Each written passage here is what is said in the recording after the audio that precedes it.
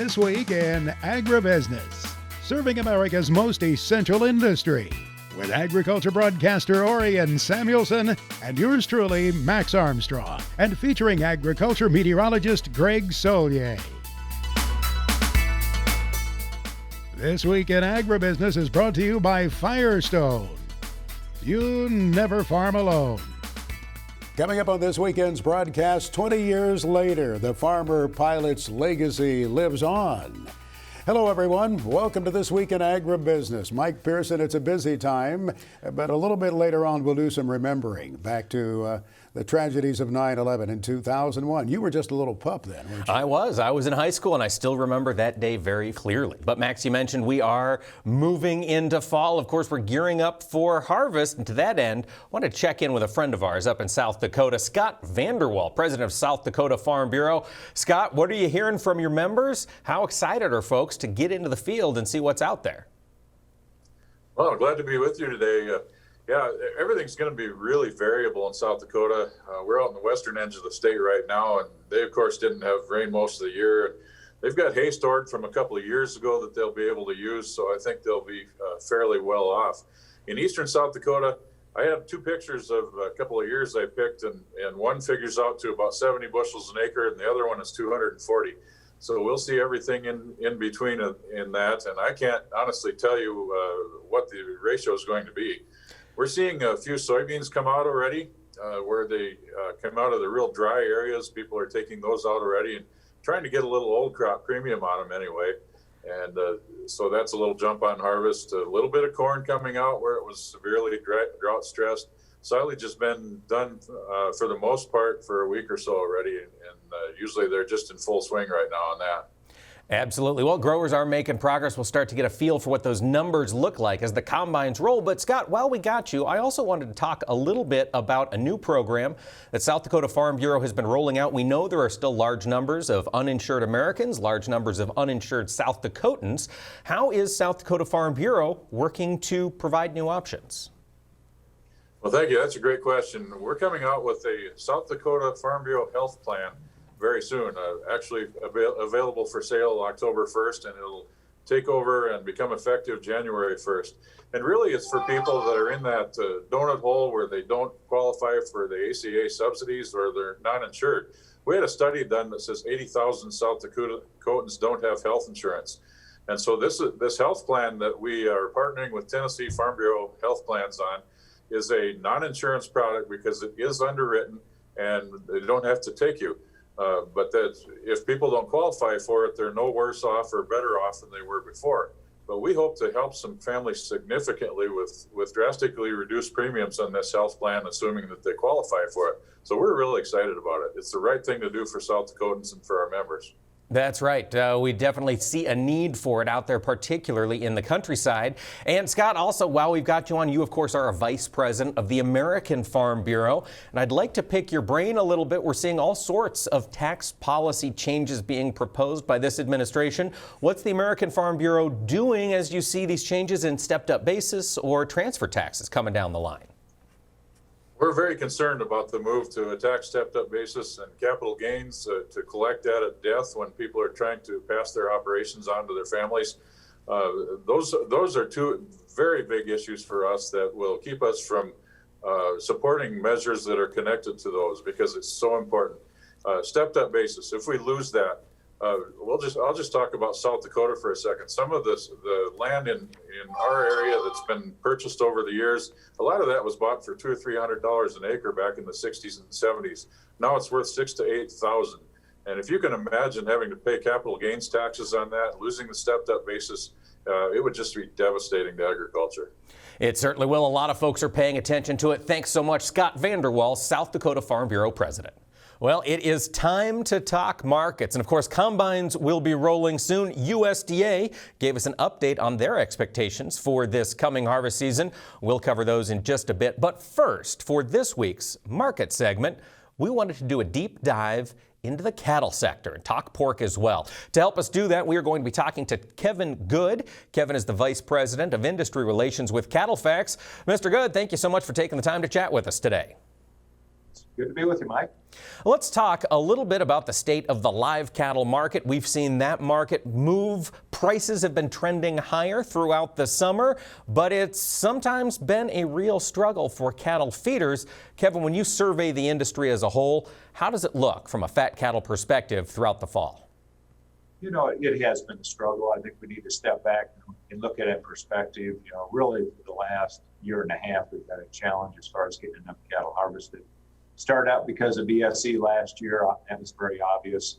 But really since then, labor has become a tremendous issue for everybody involved in animal production and packing plants in particular. So we've really struggled to get the front end supply back in better condition. Carcass weights are running below a year ago, although they're still historically heavy. So you still have plenty of bodies on the front end. We have placed less cattle. This will be 4 months in a row. So you're going to have a little bit tighter supplies as you go out there the first of 2022 in particular. And that's what you'd expect from a cycle standpoint. We've liquidated the cow herd for now 2.5 years. With the drought in the West, we'll probably continue to liquidate that longer term. So you're going to go into tighter supplies, and that's going to support higher prices. But, you know, this summer has been a struggle. We all recognize that. Discrepancy between live cattle values and record high retail and wholesale prices really is a sticking point out there in the industry. But over time, we'll gradually gain some leverage. We've just got to get the front end supply in better shape in these feed yards. Well, and you mentioned the spread between the price of an animal at an auction or at a feedlot and the retail value of that meat. We're seeing reports of very, very large packer margins. Kevin, when we're hearing those numbers being reported, can we take them as gospel, or are there additional costs that aren't being accounted for in those gross packer margin reports? Well, I think the right answer is that they are very large. We all understand that. But we also need to recognize there's been a tremendous input as far as increased labor cost, as well as lack of some of the efficiencies, because a lot of these plants are only running at 80–90% of capacity. So there's a lot of things that you have to take into account, but the message is there though. You know, the leverage component does rest with the packing segment at this point in time. As we go forward over the next few years with tighter supplies, at the same time the packing community is in the process of adding some shackle space, it will come back to the cattle producer. Once those cattle prices do move higher. And for perspective, you know, here we are around Labor Day, we're selling cattle basically at 123 to 4 in the plains and 125 to 128, 29 in the north because of the wide choice select spread. And these are the highest prices we've had for this Labor Day period since 2015. So prices are starting to respond. They are going in the proper direction, just not as fast as we all would like. That makes sense. You mentioned we have been liquidating this cow herd for 2.5 years. You anticipate that to accelerate here with the drought in the northern plains. But Kevin, I don't imagine it's going to have the same impact as the drought in the southern plains back in 2008, 2012. That's a valid point. If we just looked at where drought is the worst, moderate or severe drought today, it covers about 30% of the beef cow herd. Back in that mega drought cycle from 98 to 2013, a lot of those years, because it was centered in the central and southern plains where you've got the bigger percentage of cow herd, some of those years it was covering as much as 50% of the cow herd. So the point is valid, but at the same time, year to date, beef cow slaughter is up 10%, and it does look like with what heifer placement is doing, they're moving out of the country, in particular in the northern plains and the west. It does look like we're set up to not only liquidate through the remainder of this year, more than likely again in 2022, just because of the headwinds Mother Nature's throwing at us. All right, we'll be back to dig into a little more detail with Kevin Good from Cattle Facts. This portion of This Week in Agribusiness is brought to you by the Soybean Checkoff. Tips, videos, how-tos, and more. If it has to do with ag tech, you'll find it in the Tech Tool Shed, your unbiased one-stop resource. And we're talking livestock with Kevin Good from Cattle Facts. Kevin, we talked about the slaughter pace remaining a little slower than expected due to labor issues, but the export pace has certainly been fairly strong this year. Can you tell us a little bit about what Cattle Facts expects to see for beef exports as we finish out 2021? Absolutely. And exports have been a bright spot for the industry. Year to date, they're running well above year ago levels. We're forecasting the year's all said and done to be up about 15%.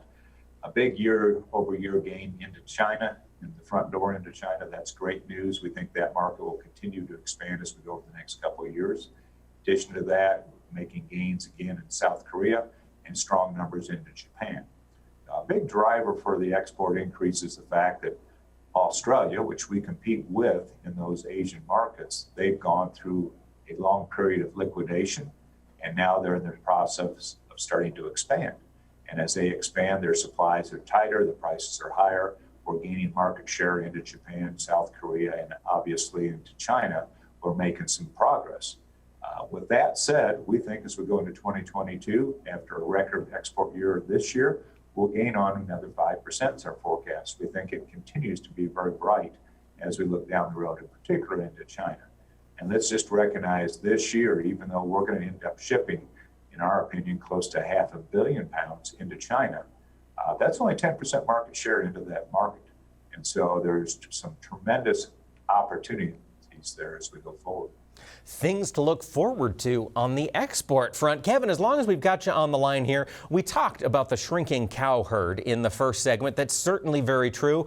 I imagine as we talk about swinging the leverage away from the packer back to the cattle feeder, eventually that leverage is going to work its way back to the cow-calf producer, the rancher. What's your expectation on calf pricing as you look through the end of 2021 and on into 2022? As we look at the different classes of cattle, yearlings and calves, both of them are responding and they are trending higher. Part of that is because the futures complex, particularly the 2022 contracts, are trading at the highest levels they've traded since 2015. So they're anticipating that the Fed market will trend higher as we go forward over the next 12 to 18 months. Because of that, yearling market, as we speak today, U.S. average 8-weight steer is trading at $1.55 plus or minus. That's the highest they've been since 2018. So again, the same message here. We're kind of turning from a cycle standpoint into higher trending prices. The calf market today trading 172, 173 on the U.S. average 5.5-weight steer calf. That's the highest value for the second half of the year since 2015. You've seen a lot of forward contracts for fall delivery in the Central Plains and mid 170s for steer calves, 180, 185 in the Northern Plains. These are very stout compared to the last couple of years. But at the same time, as we move forward from 21 into 22, we think the annual average this year is going to end up at 170. We would suggest in 2022, the annual average is going to be closer to $2.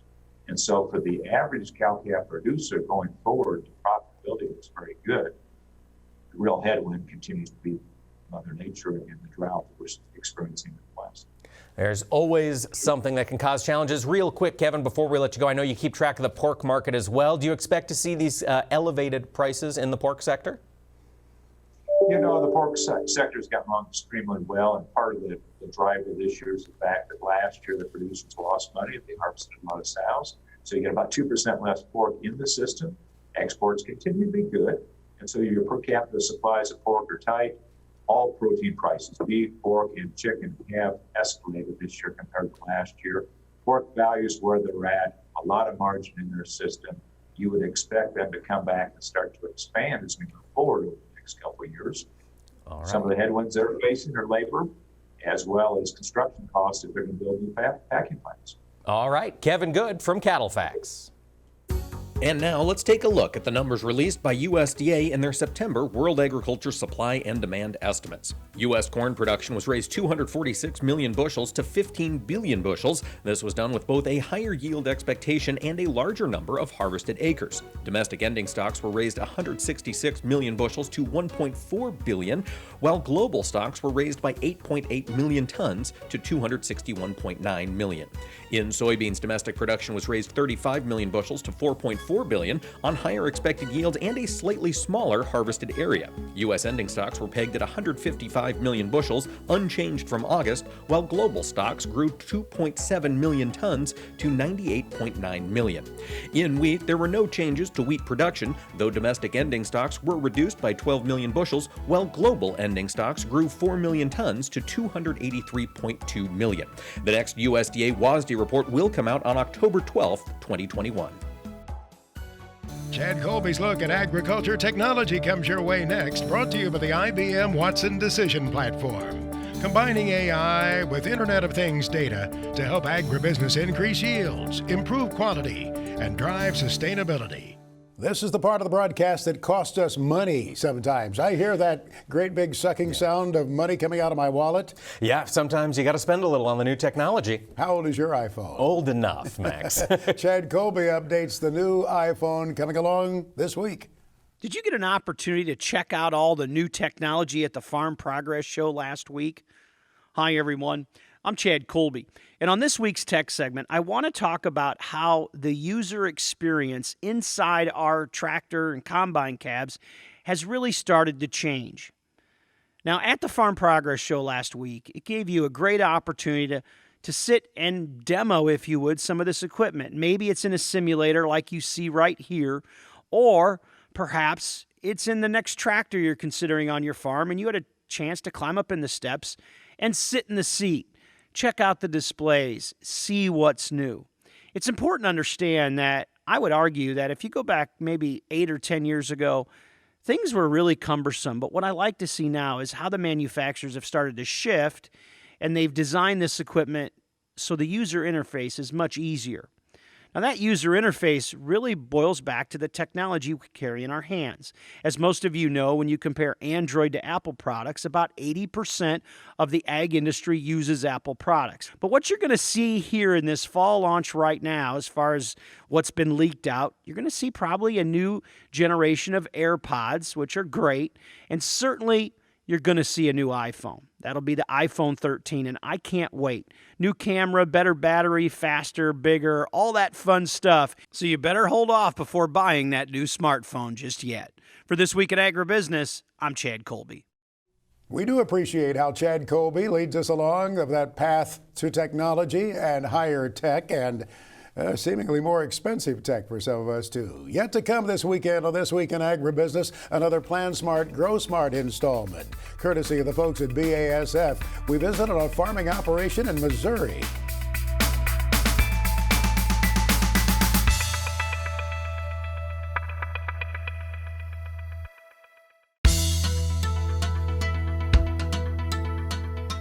Welcome back to This Week in Agribusiness. We have some travel ahead of us this week. We're going to Grand Island. Have you been there? I haven't yet, Max, but I'm excited to see the grounds one of these days and see all the updates and the improvements. The Husker Harvest Day show takes place right there in the center of Nebraska. People come from far and wide, from the Eastern Corn Belt. They come from Colorado, mainly because it's such a great irrigation equipment show. Right, irrigation and livestock handling. I know that is where Husker Harvest really shines. The livestock handling demonstrations are somewhat entertaining, to be honest with you. There's a little teasing that goes on there. The comparisons, you get to see the side-by-side comparisons of the gates.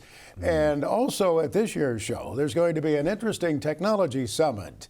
They will be talking about on Tuesday afternoon as I moderate this summit. They'll be talking about technology in equipment, technology in seed, technology and processing also.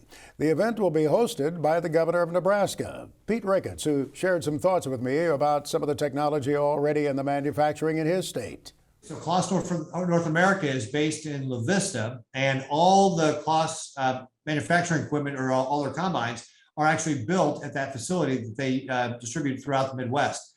And I just had the opportunity to be at the launch of their training academy, where they are going to be taking in young people to do their apprenticeship program. They do both a registered apprenticeship program through the Department of Labor, the U.S. Department of Labor, but also an innovative program called ICAT, stands for Industry Consortium for Advanced Technical Training. And it's based on the German apprenticeship model. And both Kloss and another manufacturer, Grapel, a German manufacturer, are the first two companies there to use this apprenticeship program that was created by the German-American Chamber of Commerce. And the field demonstrations, we shouldn't forget that. It won't just be folks sitting there talking about technology. You'll see it in the field at Husker Harvest Days.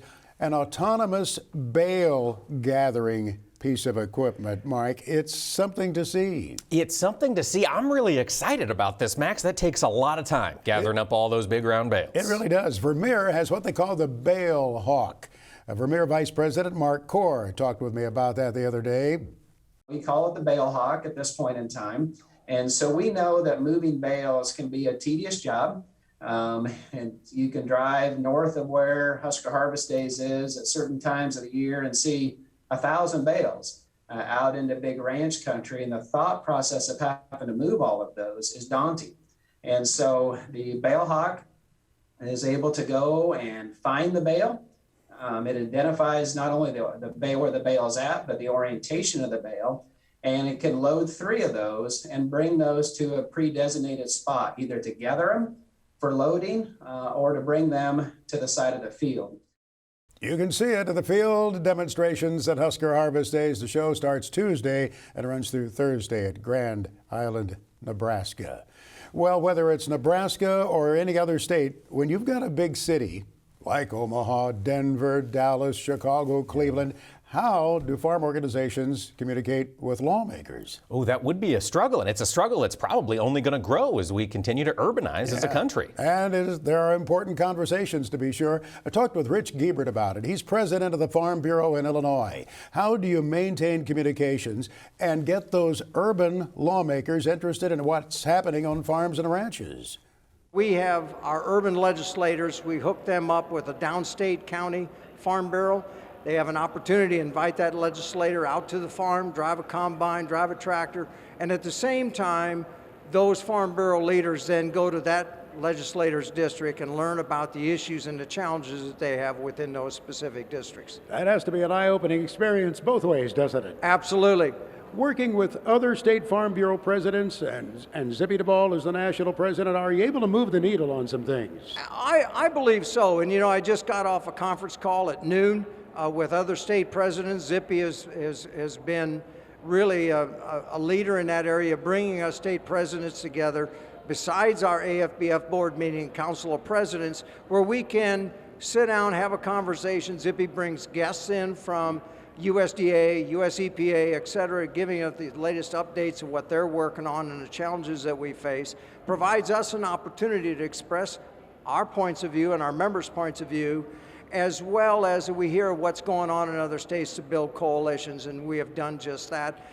The most recent is we had 3 state presidents from Arizona, Texas, and Mexico talking about the immigration challenges, and they send a letter out, and we got 100% participation by other state farm bureaus to sign off on that letter to send to the Biden administration. Ethanol and biofuels are so crucial to your members, your corn and soybean producers in Illinois. Are you worried about losing that market somewhere? Oh, you're absolutely right. We're worried about it, but we had a bio conference or a caucus this morning with a number of Midwest state House congressmen and congresswomen talking about those real challenges, how important the biofuels is to agriculture. And one of the points that I made is we need 4 things that are really important to agriculture to bring more dollars to the farm gate.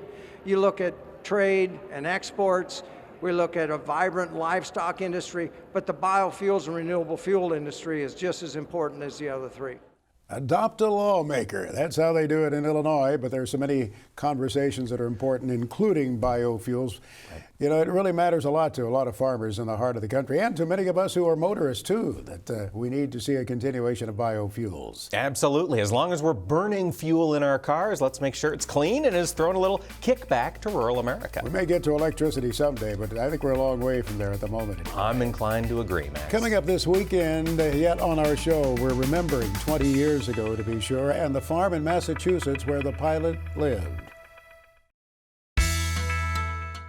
This Week in Agribusiness, serving America's most essential industry, is brought to you by Firestone. You never farm alone. Welcome back to This Week in Agribusiness. Max, you had a chance to be on the road a little bit recently and got to take a trip down to Missouri. We were on a farm in northwest Missouri, not too far out of St. Joe, Missouri, in a continuation of our Plan Smart, Grow Smart series.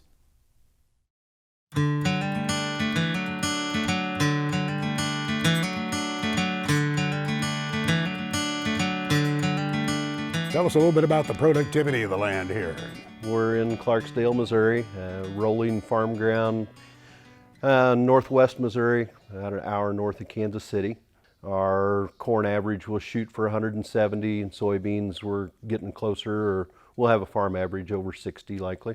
When did your dad start his no-till? procedures? Probably in the early 80s, and we're doing a little debate and a little research, just looking at herbicides that they used at the time. And I can remember transitions and challenges, but equipment wasn't set up and herbicides didn't work nearly as well. So we were challenged, and there were some yield drag and definitely some things to work around. You would have been a little bit on the cutting edge then, certainly. Absolutely. We started with yield monitoring and GPS type things in 2000, which was fairly early. Have been very fortunate to work with a group, Record Harvest in Nevada, Missouri, that had been pioneers. So we adopted that technology and moved forward. What are some things that you really feel good about in your operation, that you feel like you've done well, and you look at the end of the season, you know, doggone it, that's worked for us, we want to keep doing this? I feel like we've built a great base. We can go back to my dad starting with no-till in the 80s. We have built on that and continued. We feel like our soil health, soil conservation plans are very good and in place. And then in the 2000s, we started with grid soil sampling, working on our fertility and getting that base built up. As mechanical and equipment technology has come along, we've adopted that, made our planting stands better, and just timing and lots of other agronomic practices. But we have a great base to work off of, and that's where some of these new fungicide, insecticide products are coming in and able to add and protect yield that we've got a good base for. So our friends at Record Harvest had recommended Revitec and Veltima, and we had a chance to start with that product and get a look at it. Good results here on our farm as well. With these products, we're still able to increase our total farm average, increase the yield averages on the fields that we're using.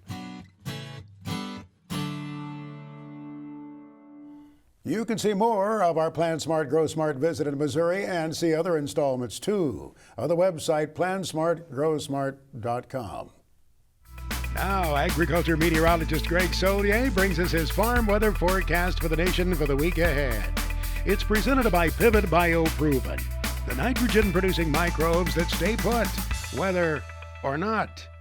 And it's time to talk weather. Meteorologist Greg Solier is here with us. And Greg, looking out to the Pacific Northwest, those fires continue up in that part of the country. Give or take about 1 million acres if you include Northern California, parts of the Great Basin. You know, we get these weather systems that move on by, but it's the shifting wind, the drop in humidity, and of course, little if any organized moisture. Then you generate maybe a thunderstorm, and that's all dry base, so more lightning, and the beat goes on.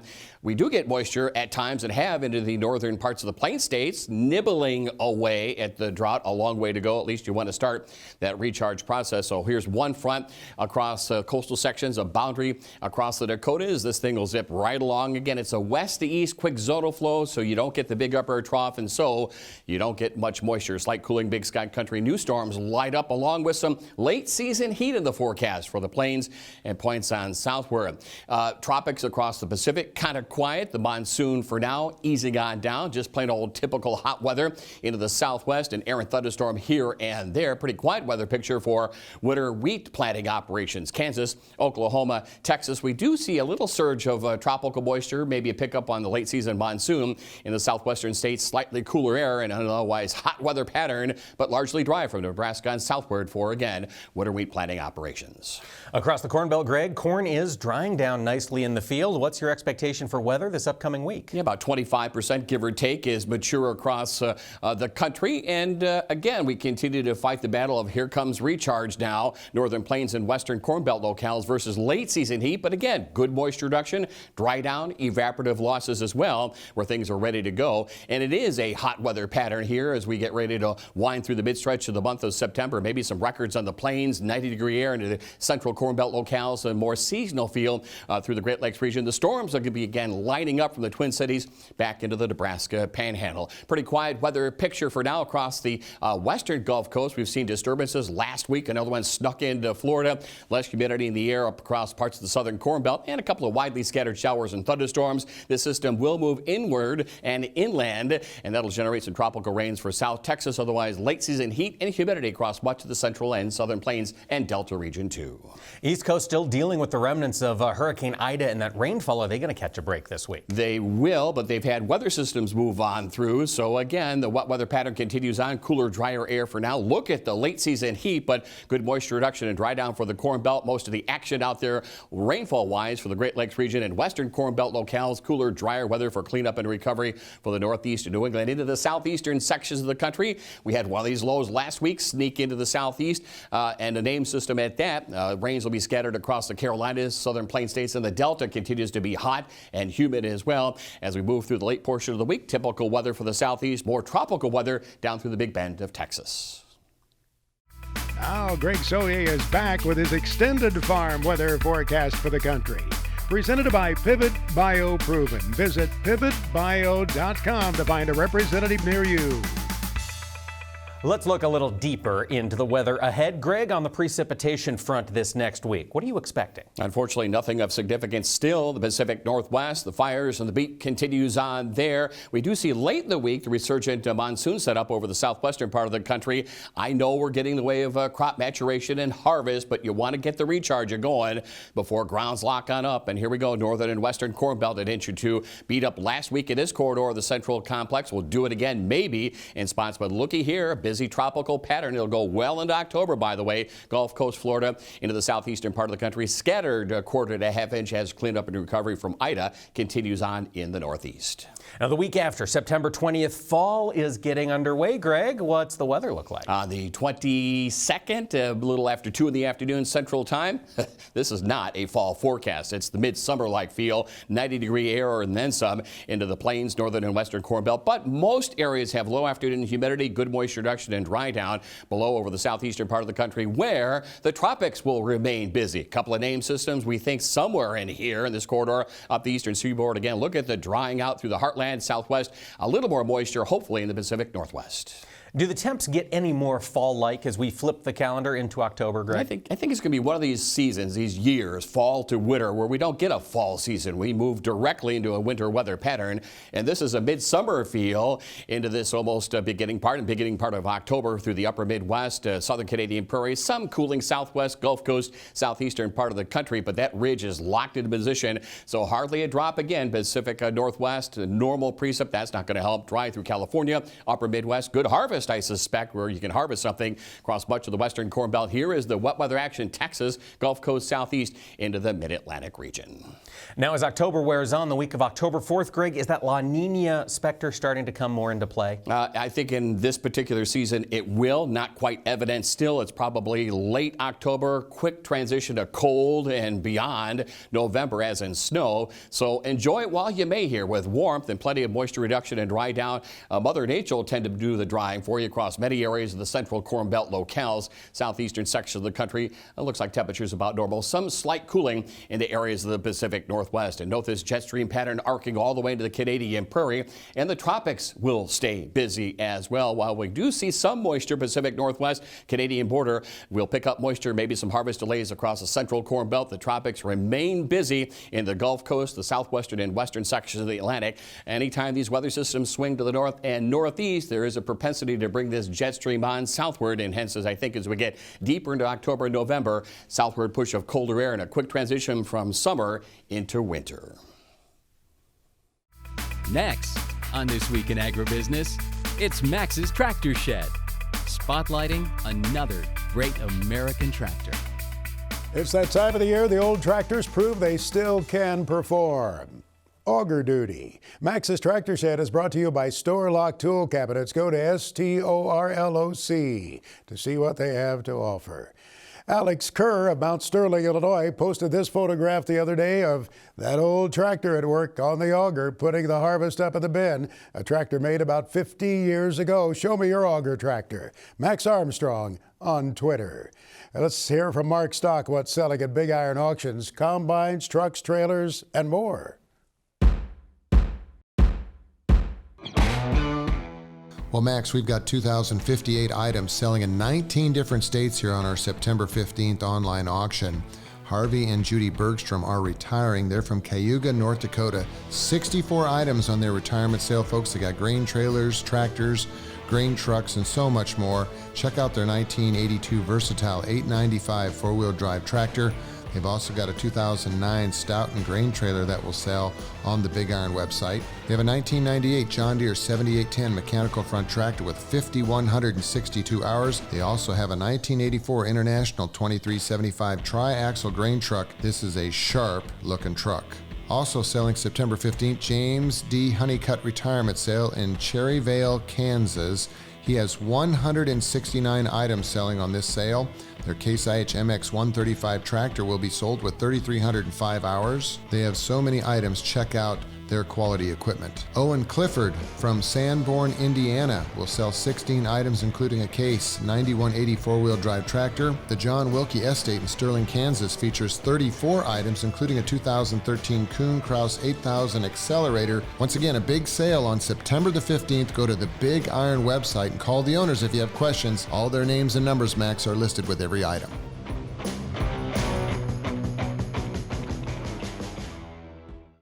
The FFA Chapter Tribute is sponsored by Nationwide, the #1 farm insurer in the country. To register your FFA chapter, go to nationwidesupportsffa.com. That's nationwidesupportsffa.com.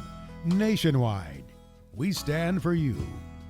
Well, it's time to get to know the FFAers from around the country, as we like to do here on This Week in Agribusiness. This week, we're talking to Trenton Jones. Trenton is a Missouri State Vice President. And Trenton, what first prompted you to get involved with FFA? Good morning. So when I first got involved in FFA, at first I had gotten stuck in ag education by accident. Told my advisor that they wouldn't be seeing me long in the organization. But in the end, after that first semester of Ag 1, I completely fell in love with the organization, served as chapter officers in my chapter, served as an area officer, and now as a state officer, and did so many different CDEs, different SAE projects, and just really dug deep into ag education and fell in love with the organization of FFA. That's fantastic. And you utilized the organization of FFA and your SAEs to start a unique business for Missouri. Trenton, tell us a little bit about that. Yeah, so in my hometown of Higginsville, I started a business called Trent's Tropicals, where I bring plants, I grow my own plants through propagations, but I also bring plants up from Florida, Texas, and even Ecuador, Indonesia, and Thailand. And I actually sell them around at my store. I go to different various kind of farmers markets, do different pop-up events. So kind of a different SAE that you don't really see, not, very traditional with like production agriculture, corn, soybeans, or cattle or anything like that. You bet. It all fits under FFA. Trenton, in your role as a state officer, what are you looking forward to in this next year? Yeah, so far, my favorite thing is just being with the members. This summer, I got the opportunity to go into our FFA camp for a few weeks. And already this far, I've been able to go do some chapter visits with some different members around the state. And that's by far one of my favorite things, just seeing members in action, kind of hearing their story, why they're in FFA, what their SAE is, and what they're most excited for their year and their whole, time here in the Blue Jacket with us. That is fantastic. And now you're a freshman at Northwest Missouri State University. Trenton Jones, we wish you the best of luck.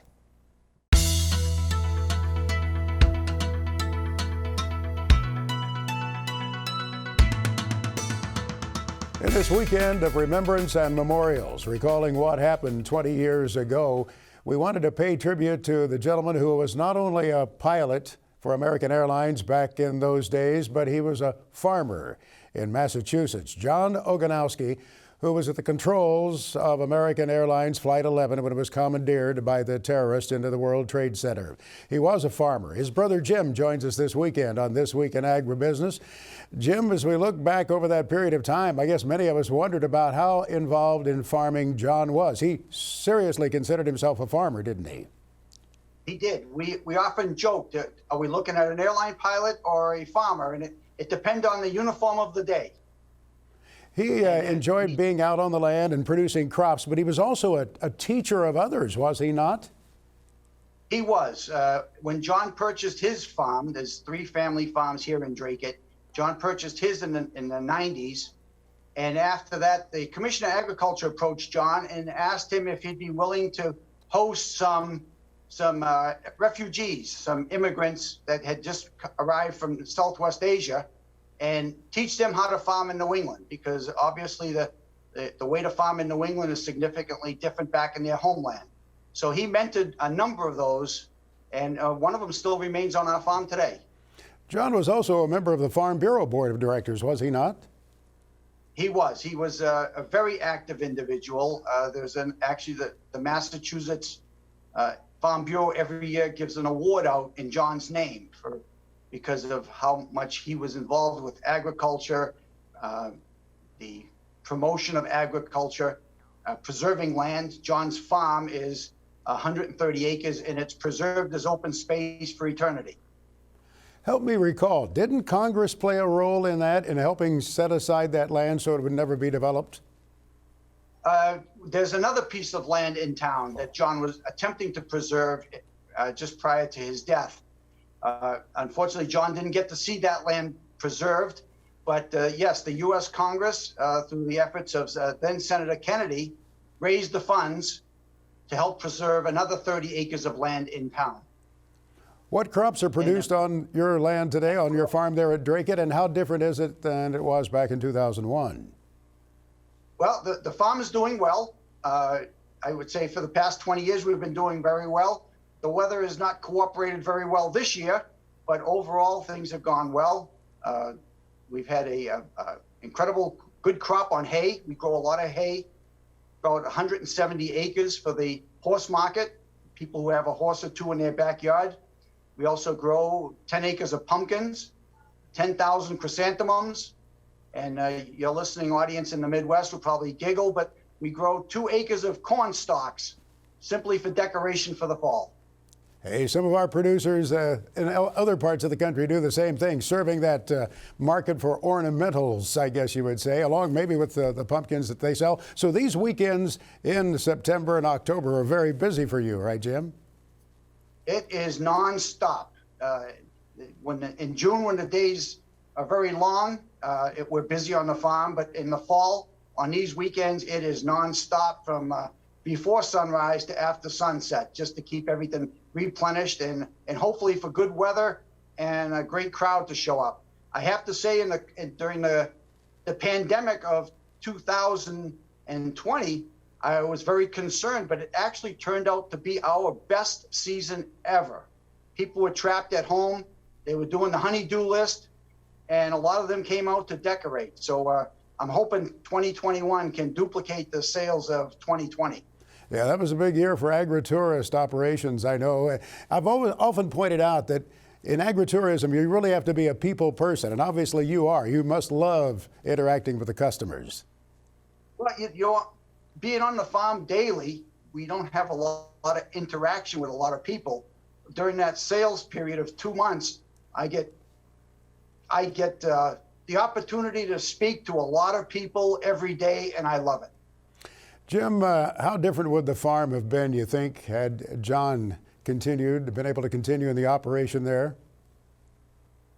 Well, I'm sure he would have kept expanding. There was some other farms in town that have since been sold off to development that I think John would have been actively involved in trying to preserve and raise the money to save them. Of course, John would have probably had a lot more of the newest and latest equipment than I do. I do try to stay up to date with the latest, but haven't done quite the best job at that. He had a Farmall 200 that he was going to undertake the restoration of, did he not? Oh boy, let me tell you about that one. When I have a chance to meet with him again, we have to have a long chat. He purchased that from a fellow farmer in Dracut with the intention of restoring it. He took it apart on Memorial Day weekend of 2001 because it was a rainy weekend, couldn't do anything in the fields. Well, sadly, that tractor stayed right in the front doorway of the farm shop, completely taken apart, including the rubber off the rims. And that's where it stayed until his passing. When I took over the farm, I didn't know what I could do with it other than get the front end loader and put it on a stone wall. And a good friend of John said, if you can tell me all the parts are there, I can put it back together and restore it. And he did, and he did a remarkable job, and it's still on the farm today. And it will always remain on the farm. Jim, what a great visit you've shared with us this weekend, and we sincerely appreciate it. We wanted you to know that you and your family were in our thoughts, and we just wanted to share with the folks across the country some of the thoughts there from the Oganowski farm in Massachusetts. Thanks. Thanks very much for having me.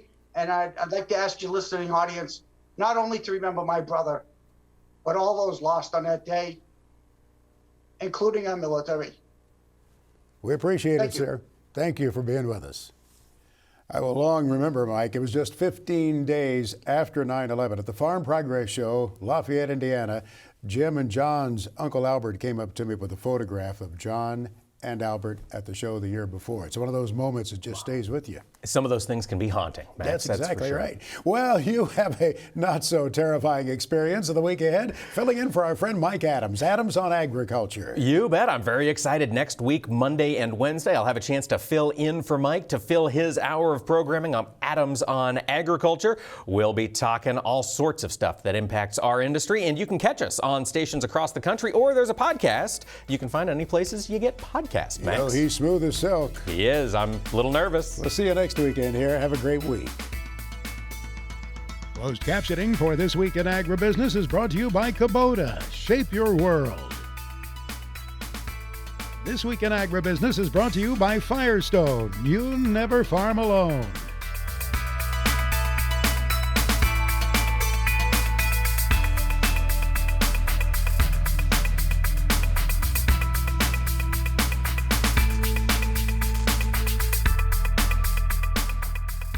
This Week in Agribusiness is produced by Omax Communication in association with 22 Creative Group. We invite you to visit us online at agbizweek.com.